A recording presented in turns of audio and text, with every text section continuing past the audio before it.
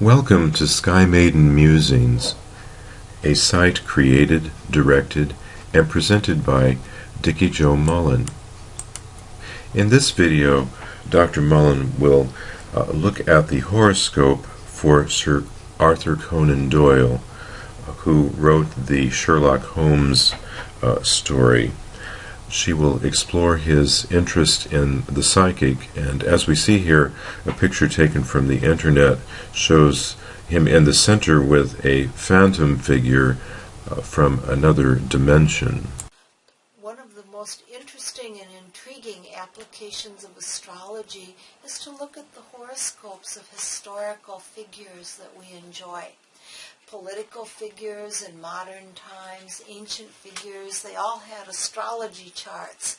And one of the most fascinating people to me was Sir Arthur Conan Doyle, the creator of Sherlock Holmes. He was an explorer and spiritualist, as well as an author, and he was a medical doctor. Although his name usually brings to mind Sherlock Holmes, the eccentric and brilliant detective character he created, Sir Arthur Conan Doyle was also an enthusiastic communicator with the afterlife and psychic phenomena. He was born in Edinburgh, Scotland on May 22nd, 1859 at 4:55 a.m. into a middle-class family. Sir Arthur epitomized the sunshine of the British Empire, the times of Queen Victoria and King Edward VII. He was a well-spoken, confident, very tall gentleman. Doyle was true to the dual and multifaceted nature of the Gemini, though. His birth sign, he was an avid reader from childhood on.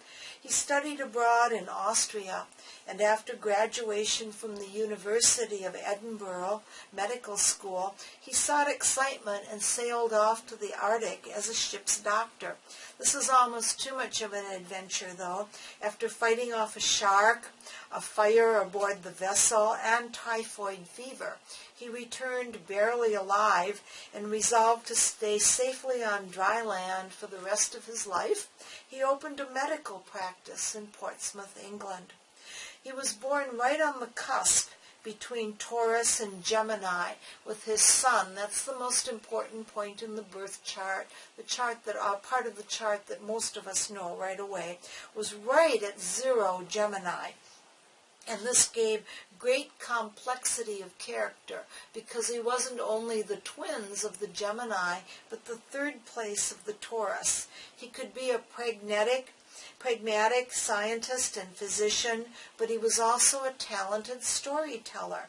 His sun was conjunct the planet Uranus. That means right near it. That's an aspect that's extremely powerful. The combination of the sun combines with Uranus. This shows originality and an affinity for the occult. Many astrologers will have the sun conjunct Uranus.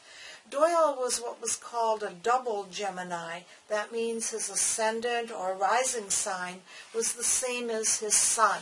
People that are born near sunrise of any birth sign are a double, usually a double Pisces, a double Capricorn, whatever, as long as they're born near sunrise. He had Mars in Gemini rising or right on his ascendant. Now the ascendant or rising sign is why astrologers always want to know where and when someone is born. It's the zodiac sign rising in the east at the hour of birth, along with the sun and the moon signs. The ascendant is one of the 3 key factors for analyzing or understanding a birth chart. And with Gemini rising and the sun in Gemini, Mars, the energy planet there, is indicative of a very forceful, dynamic, high-energy person with a lot of leadership ability. His Mars also conjoined his Jupiter. The Mars-Jupiter conjunction has been called the President's Conjunction. President Kennedy had it, and a number of other U.S. presidents have it. It gives a magnanimous personality. It has been said to give the type of personality the rest of us mortals pray for. The benevolent fixed star Regal associated with honors and riches, is located near the natal Mars ascendant and Jupiter in A. Conan Doyle's chart.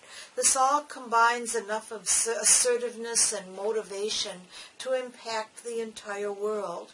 Throughout his whole life, A. Conan Doyle gained much knowledge and wisdom through his many different experiences.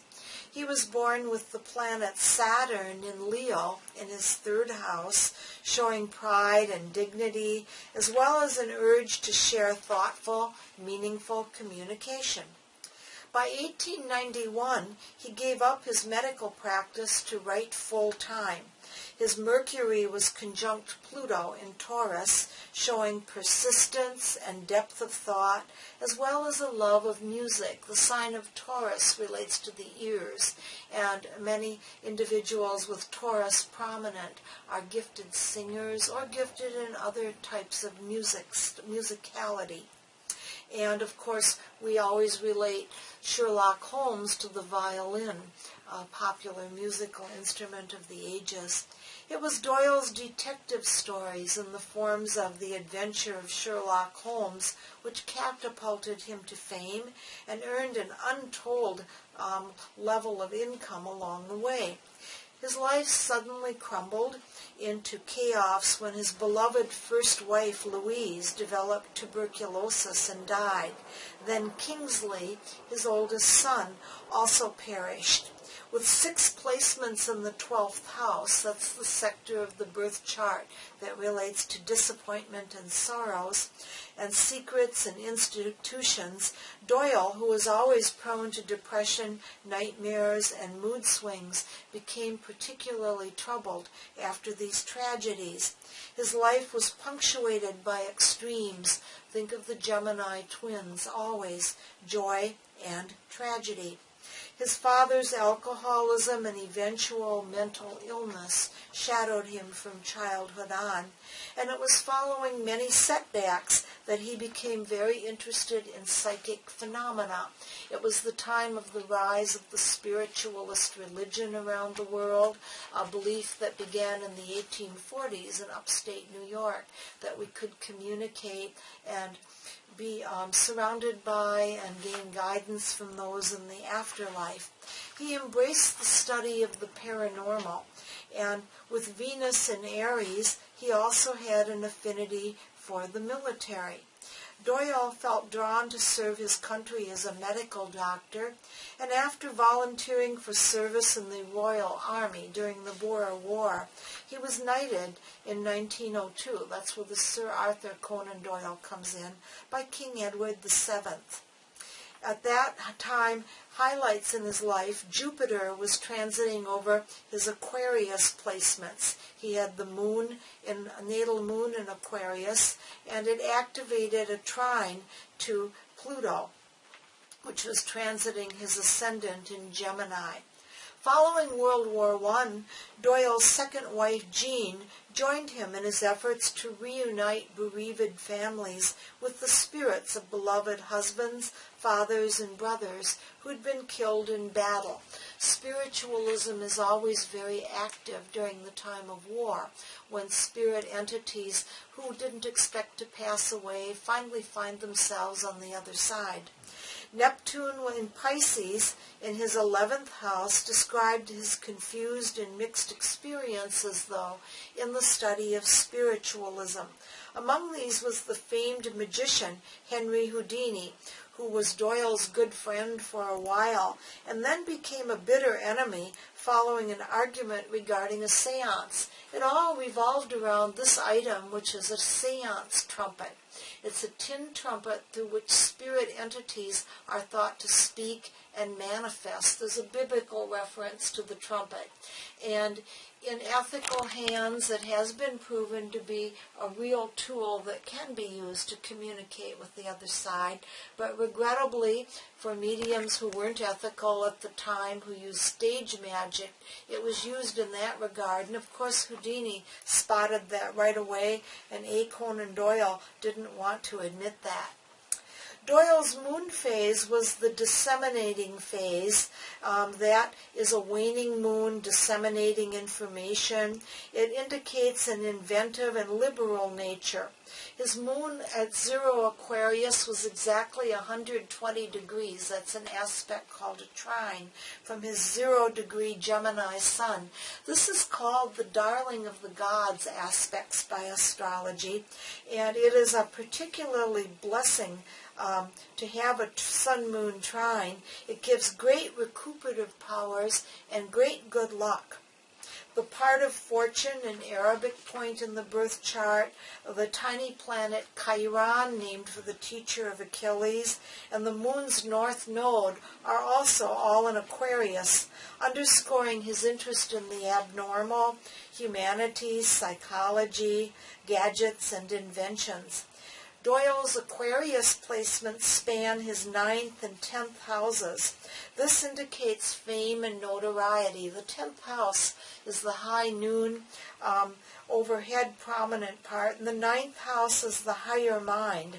Placements clustered there in a birth chart show intellectual prowess, foreign travel, and the ability to make a mark in the world. Sir Arthur and Lady Doyle traveled to the United States, where they were wildly popular. They went to Europe, New Zealand, South Africa, Australia, all of this by ship. There weren't airplanes then, quite a bit of travel.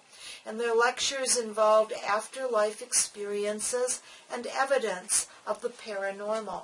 The crystal ball, as a gazing focus, would have been an item we would have found at their seances and presentations, looking into the crystal and seeing clouds unfold, different images. That would have all been inherent in their presentations. Doyle wrote extensively about these experiences and topics during the early 20th century. In later life, he held seances every night at his home. Seances are sessions where groups of people gather around a table and often a crystal ball, always candles, a trumpet would be present, in order to create an atmosphere to actually welcome spirit visitors in. Doyle supported a psychic bookstore, library, and museum. He passed into spirit on July 7th of 1930. A few days later, on July 13th, a famed medium of the day, Estelle Roberts, brought messages which the family validated as coming from the other side. He had finally joined the spirit entities on the other side. They called him the Old Fighter, which was a family nickname, and everybody validated that at a memorial reception as him visiting in the empty chair which had been left for him. Very often a formal dinner party will have an empty chair, and it's for the unexpected or uninvited guest, but it has a tie with welcoming in spirit entities, and there's a special sort of spirit meeting called a dumb or silent supper, where an empty chair is left for loved ones in spirit, while those of us who are here on the earth plane enjoy a physical meal. And the essence of the food and the camaraderie and companionship will welcome back the entities around us. So we welcome the spirit of A. Conan Doyle and ask that possibly he might join us. Very quickly, I'm going to read his astrological placements for our listeners who would like to set up his horoscope. His sun was 0 Gemini in the 12th house, moon 0 Aquarius in the 9th house, Mercury 5 Taurus, 12th house, Venus 27 Aries, 12th house. Mars was 18 Gemini, 12th house but near the ascendant, Jupiter 25 Gemini in the 1st house.